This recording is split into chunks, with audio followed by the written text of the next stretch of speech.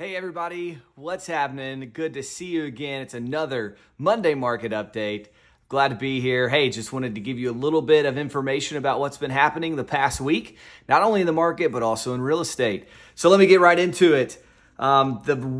Interest rates, right? We're expecting them to go up this week by the Fed. We think the Fed is going to raise the federal funds rate by another quarter point, which that's actually good news if you look at it, because we think that that's going to be the last one. At least the market thinks that's going to be the last one, because mortgage rates, the 10-year Treasury note and mortgage rates actually dropped over 30 basis points.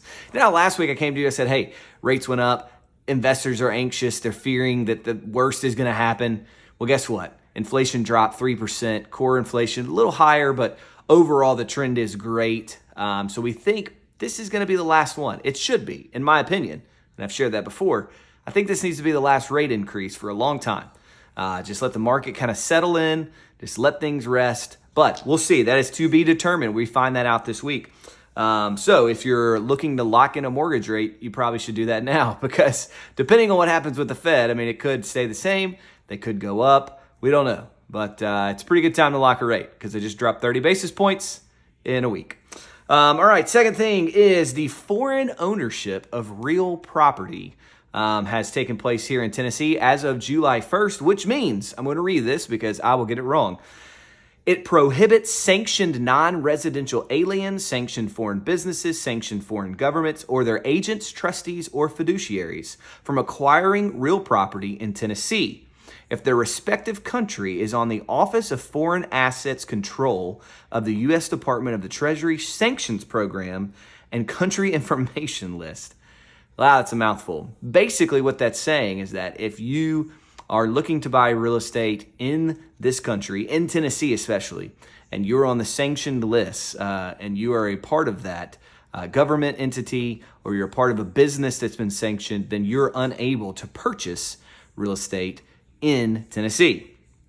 It also requires of all prohibited parties to divest all rights, titles, and interest in property acquired by devise or descent within 2 years, and requires any sanctioned non-resident alien, sanctioned foreign business, so on and so forth, to notify the Secretary of State within 60 days of July 1st, 2023, or within 60 days after acquiring the real property or the interest in real property. So basically, if you're on the sanctioned list, then just don't buy real property. That's pretty much how it is. Hey, look, I wanted to share too. It's kind of interesting. This is just a little bit from me. Pause. One of the things that I love about this job is that in real estate, I get to solve problems. I was talking to my wife the other day. I said, look, if I could just find a job where all I do is solve problems every day, not just in real estate, but people's problems. I just love solving problems. I would love solving problems in school. I've loved solving problems today. And you just get paid to do that. That would be fantastic. But that's the thing. It's 80% of what this job as a real estate agent is to solve problems. And of all the transactions that I've done, and I've done over 500 now, I think, in 8 years, there's always something that happens in the transaction that needs to be solved. And that's where experience comes into play. Experience is important because regardless of how many years you've been in the business, how many transactions have you done? Because the more transactions you go through, the more experience you gain, because every transaction is different. I would rather work with someone who's done 100 transactions in 2 years than work with someone who's done 2 transactions a year for 20 years, because you have so much more experience. And the experience you gained in year 1 versus year 20 is going to be completely different, because the market is rapidly changing. Things are evolving every year.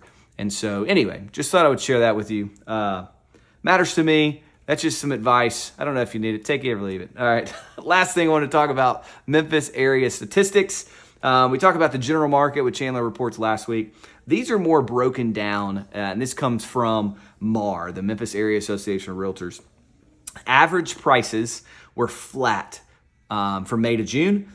June existing sales prices actually dipped a bit, but new home construction prices increased 6%.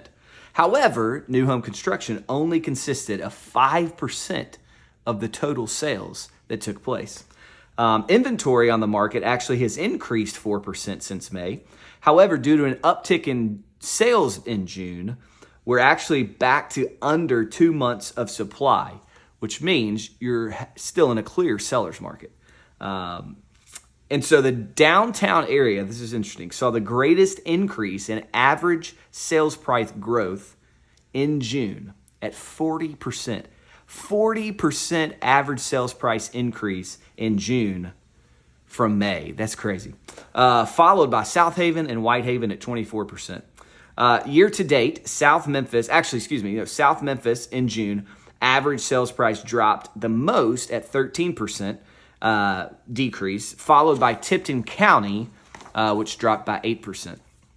Year to date, downtown has seen the greatest average sales price growth at 18% year to date. So far this year, prices are up 18% over where they were last year.